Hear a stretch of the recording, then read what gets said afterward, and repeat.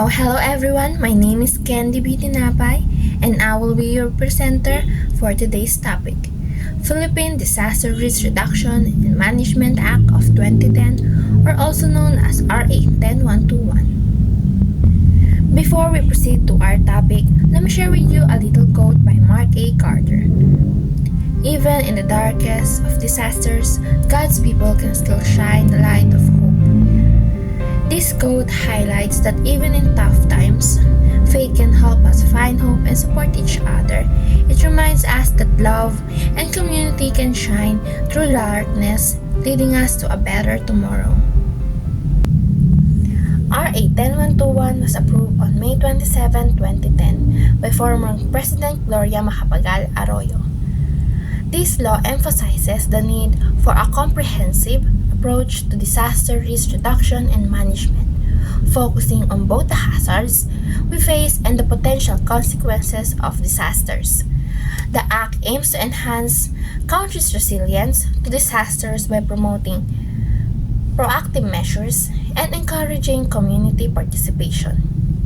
RA 10121, majority of plans of this Act revolve around providing relief, supplies, and constructing infrastructures such as canal and flood control systems, which is very relevant when it comes to typhoons, which is frequent to our country, and we are very vulnerable when it comes to typhoons or thunderstorms.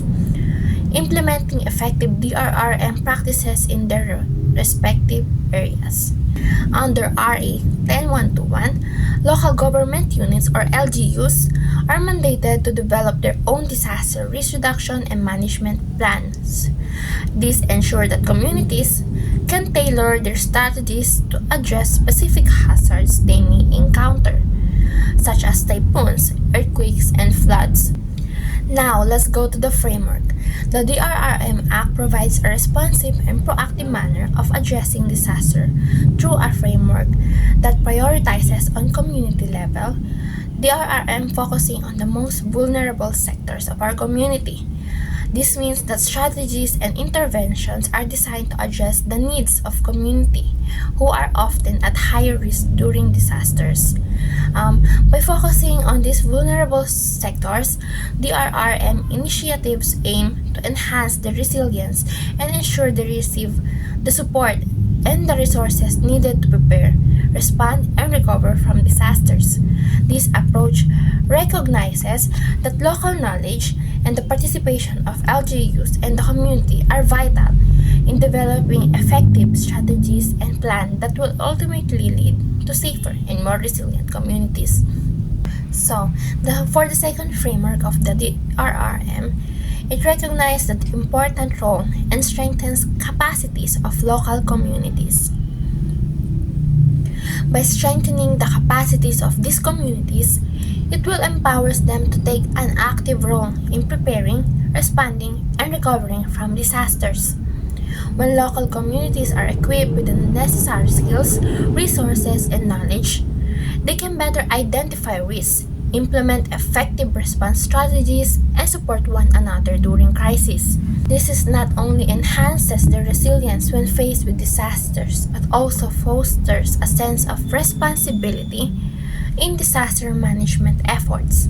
Communities will be better at preparation in facing the challenges that may arise. Next to the framework is number 3, they ensure broad-based and greater participation from civil society. This means, or when we say broad-based participation, it means diverse or a larger range of stakeholders, including the NGOs, non-government organizations, community groups, and individuals. Participation of these organizations are actively encouraged in helping on planning and implementing the DRRM plans. Greater participation from the civil society can improve the process by bringing in local knowledge who has more expertise and have greater insight to the geography of the community. It can enhance the effectiveness of disaster strategies, and it fosters good collaboration between the government and community members, leading to more wide and more possible approaches to disaster management. Last of the framework of the DRRM is it addresses root causes of disaster risk. This is, I think, the most very important of one of the frameworks of the DRRM, because in this approach, it seeks to identify and reduce the underlying factors that contribute to vulnerability, such as poverty, lack of infrastructure, to help in times of a disaster, and lack of education or training. By tackling these root causes before it happens, the DRRM initiatives is to reduce the overall risk and impact of disasters over the long term. This proactive stance helps communities become more resilient and empowering communities to address their vulnerabilities. The DRRM can create safer environments and allowing individuals and families to thrive even in the face of potential disasters. Now that we're done on the frameworks of the DRRM, now let's go to the overview of the RA 10121 or the Republic Act of 10121. So, Section 4, the scope. This act provides for the development of policies and plans and the implementation of actions and measures pertaining to all aspects of disaster risk reduction and management, including good governance, risk assessment, and early warning, knowledge building and awareness raising, reducing underlying risk factors, and preparedness for effective response and early recovery.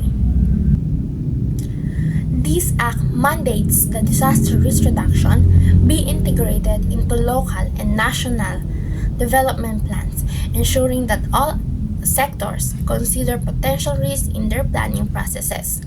It stresses the need to address the vulnerabilities of different sectors, particularly those communities who are often at risk.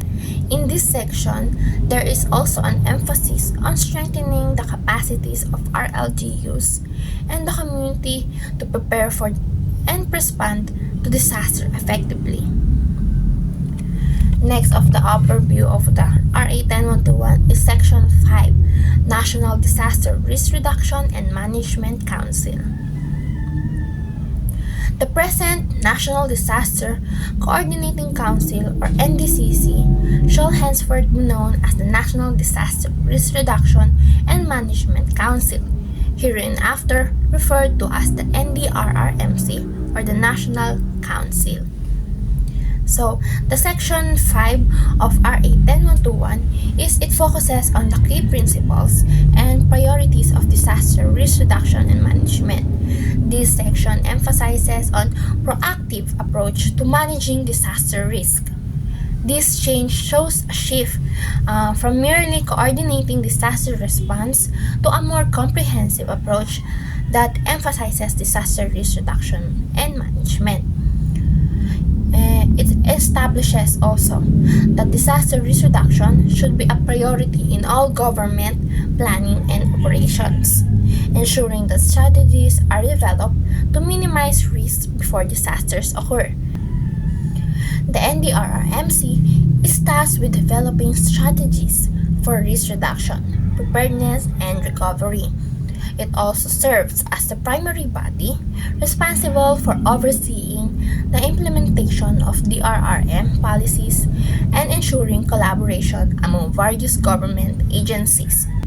It's the Section 10, Disaster Risk Reduction and Management Organization at the regional level. The RDRRMC shall be responsible in ensuring disaster-sensitive regional development plans, and in case of emergencies shall convene the different regional line agencies and concerned institutions and authorities. Section 10 outlines the responsibilities of the RDRRMC.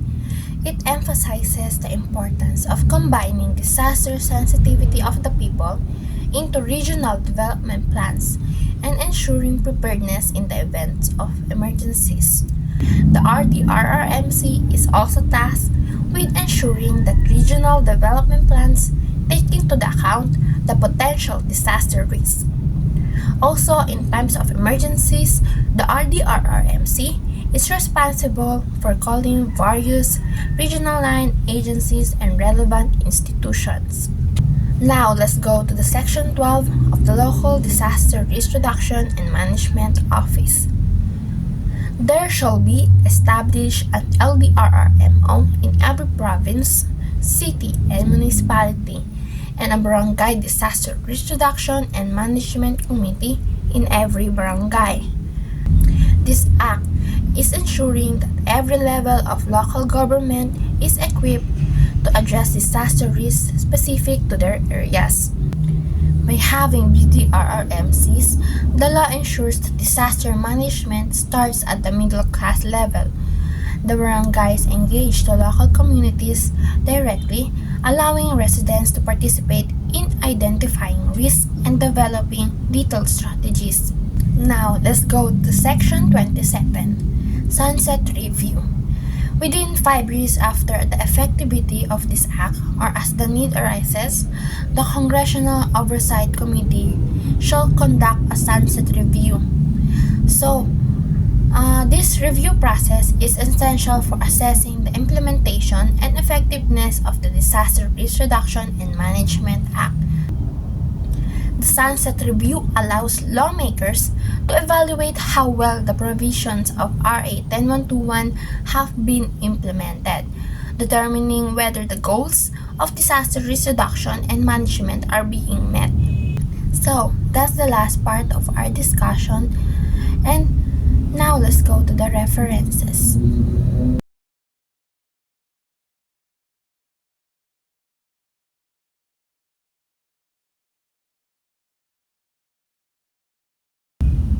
That's the end of our discussion or presentation. Again, I am Candy Bitinapay from BSC 3-4. Thank you for listening.